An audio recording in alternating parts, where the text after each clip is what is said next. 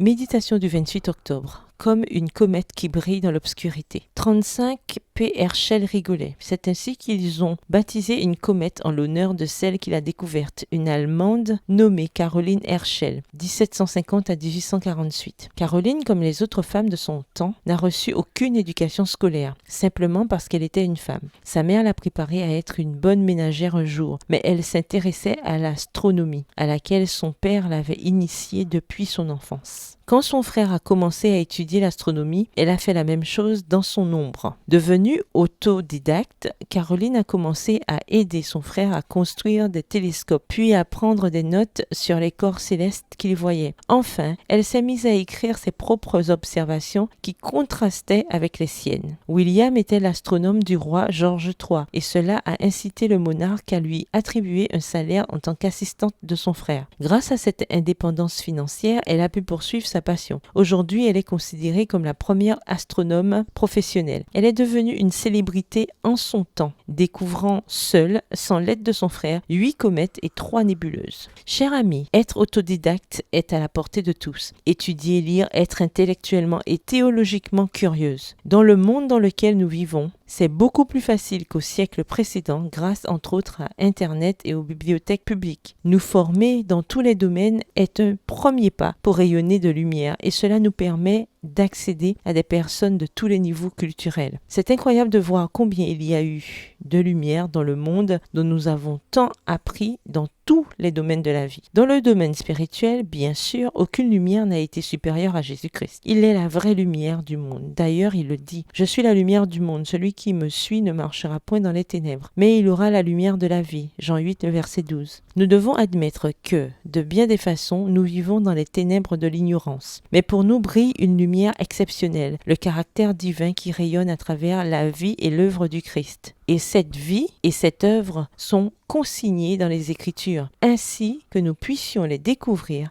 et qu'elles éclairent notre route. Verset du jour, Jésus leur parla de nouveau et dit, « Moi je suis la lumière du monde. Celui qui me suit ne marchera point dans les ténèbres, mais il aura la lumière de la vie. » Jean 8, le verset 12. Bonne journée, que l'Éternel vous bénisse.